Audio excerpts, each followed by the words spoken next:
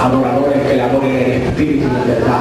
Por eso exáltale en esta hermosa mañana. Yo no sé si has llegado aquí solo por venir, pero si tú has venido solo por venir, no recibes nada. Pero si tú llegas a este lugar con un propósito, aleluya, algo diferente va a ocurrir sobre su vida, algo diferente, algo maravilloso va a derramar el Señor sobre tu vida. Tú tienes que adorar a Dios con libertad. Amén. Tienes que alabarle con libertad. No importa el problema, no importa la circunstancia, no importa la adversidad que haya. Tenemos que alabar y exaltar el nombre de Dios Todopoderoso. Y tú y yo, como siervos, tenemos que aprender a alabar y exaltar el nombre de Dios. Amén. Tenemos que glorificar el nombre de Dios. ¿Cuánto da gloria a Dios? ¿Sabes? El Espíritu me decía, dile al remanente que se levante, dile al remanente que se restaure, porque le he enviado profetas, le he enviado palabras domingo tras domingo, semana tras semana, pero muchos siguen en su misma condición espiritual. El Señor me decía, dile a muchos pueblos que se levante, que se restaure, porque estamos en los porteros tiempos. Dios está levantando a su iglesia, Dios está levantando a su pueblo. Y sabes, en este lugar Dios quiere levantar a muchos. Amén. Quiere levantar muchos altares, quiere levantar a muchos ministerios. Pero Dios me dice, hay muchos que por más que le hablas no han querido ni perder. Tú tienes que disponer tu vida. El Evangelio es poder de Dios. El Evangelio es fuego y unción del Espíritu. Y el Señor me decía, no estamos viendo lo que están pidiendo mucho, porque hay muchos que no se han dispuesto. En este lugar Dios quiere derramar señales. En este lugar Dios quiere derramar liberación. En este lugar Dios quiere derramar cosas poderosas. Pero si la iglesia se mantiene en ese letargo espiritual, no va a poder ocurrir nada, porque Dios nos necesita en su presencia. En su presencia nos necesita Dios. Que cuando vengas a este lugar, venga con el propósito de orar. Nadie te tiene que decir di gloria a Dios. Nadie te tiene que decir levanta tu mano. Solo te tengo que decir cómo tú tienes que alabar a Dios. Tú sabes cómo tienes que alabar a Dios, iglesia. Tú sabes por qué tienes que alabar a Dios. Tú sabes cuál es la libertad que el Espíritu te ha dado para que la alabes. Tú lo sabes. Solamente tienes que adorarle con libertad. Amén. Gloria a Dios. Vamos a leer la palabra de Dios en el libro de Romanos capítulo 13 versículo 11. Romanos capítulo 13 versículo 11. Cuando usted lo tenga pueden decir amén. Vive Cristo para siempre. Vamos a predicar un tema que se llama conociendo el tiempo que estamos viviendo para levantarnos. Tú tienes que conocer el tiempo que se está viviendo para que tu vida espiritual sea levantada. Romanos 13, versículo 11. Cuando usted lo tenga, ya usted sabe qué hacer. Voy a leer en el nombre del Padre, en el nombre del Hijo y en el nombre del Espíritu Santo de Dios. Y esto conociendo el tiempo, que es ya hora de levantarnos del sueño, porque ahora está más cerca de nosotros nuestra salvación que cuando caímos. La noche está avanzada y se acerca el día. Desechemos pues las obras de las tinieblas y vistámonos de las armas de la luz.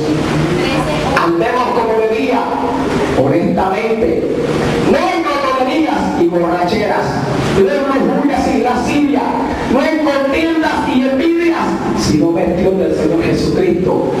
No proveáis para los deseos de la carne. Padre, doy gracias. Gracias te doy, bendito Rey de la Gloria, porque para siempre es tu misericordia y tu fidelidad. Gracias porque tu gran amor nos ha permitido en esta hermosa mañana estar en este lugar adorando, exaltando, bendiciendo y glorificando tu santo nombre, Padre. Tu palabra dice que las puertas del Hades no prevalecerán contra tu iglesia, Jesucristo.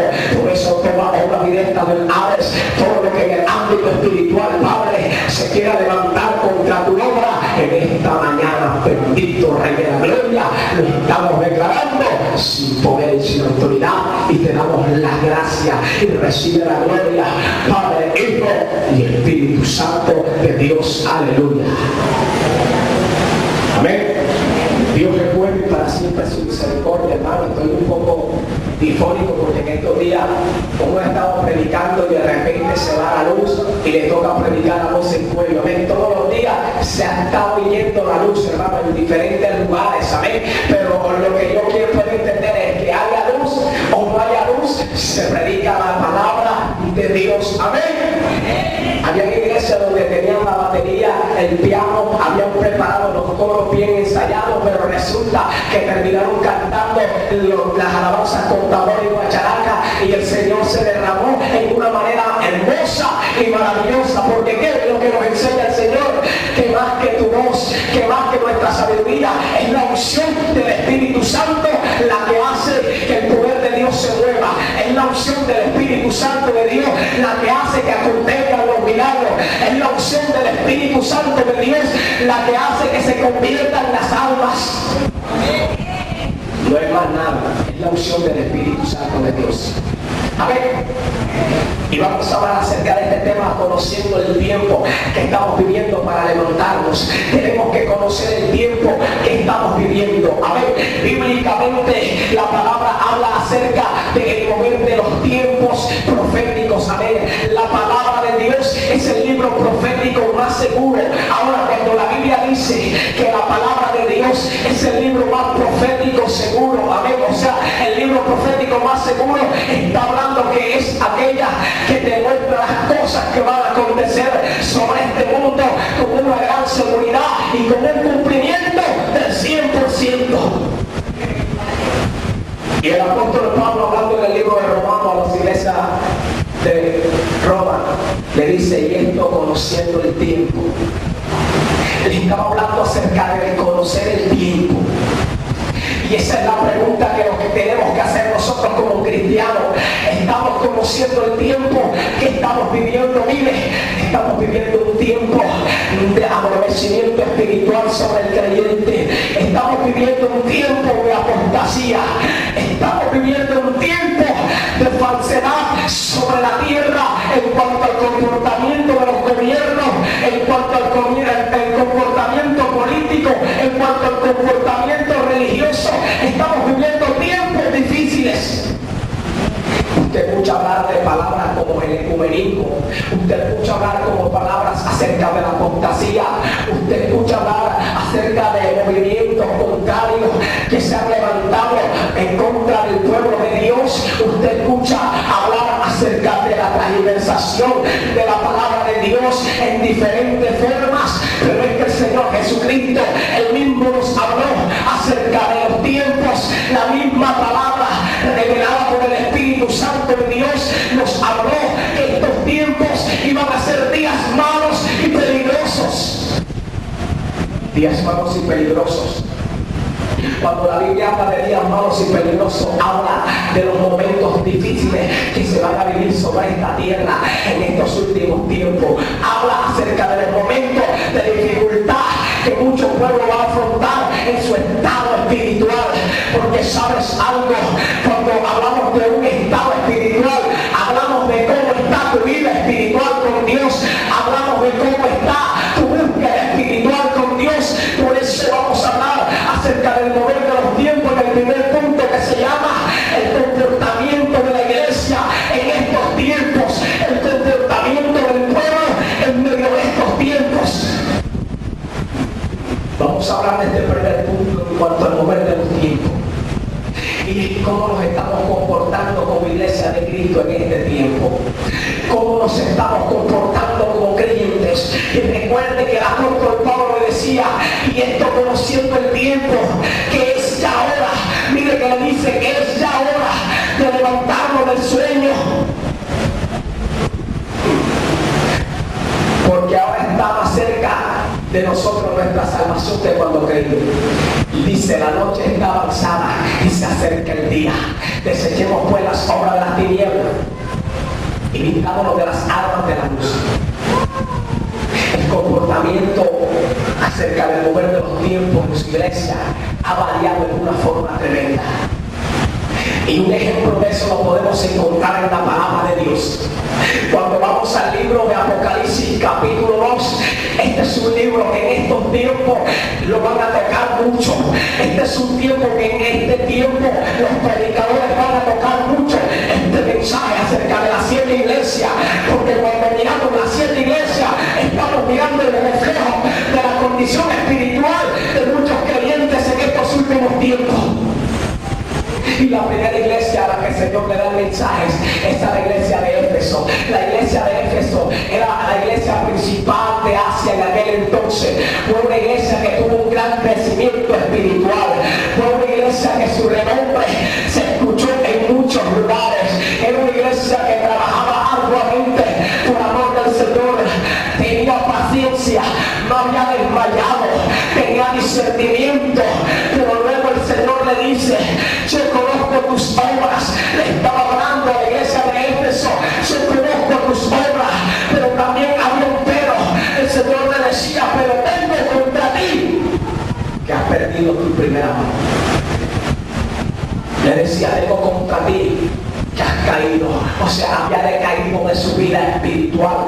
Amén. Mire, este mensaje de Juan a la iglesia en aquel entonces sobre Asia ocurrió 65 años después del derramamiento del Espíritu Santo en el día de Pentecostés. Mire cuál fue el inicio de la iglesia. Dice la palabra de Dios que los cristianos se reunieron en Jerusalén. Ahí comenzaron a orar para esperar la promesa, que fue lo primero que el Señor derramó sobre la iglesia de Él. Derramó el Espíritu Santo, porque Él había encomendado una misión cuando le dijo, y predicar el evangelio a toda criatura, hacer discípulos. El que creyere y fuere bautizado será salvo, mas el que no creyere será condenado. La primera misión que el Señor le encomendó a la iglesia fue predicar la palabra.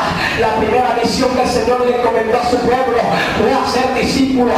Pero para que los cristianos pudieran salir bajo el respaldo espiritual, bajo las señales que Cristo había dado, ellos tenían que ser revestidos del poder del Espíritu Santo.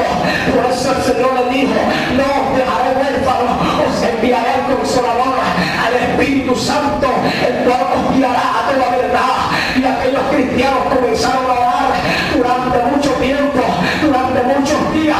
Estaban unánimes, dice la palabra en el libro de Hechos capítulo 2, en ruego y oración. Estaban orando en ruego y oración. Estaban unánimes, escuchen, unánimes en ruego y oración. Y de repente vino un estruendo como de viento recio, el cual sopló y llenó toda la casa. Y dice la palabra que todos fueron llenos del Espíritu Santo de Dios y comenzaron a hablar en otra lengua según el Espíritu le daba que hablasen.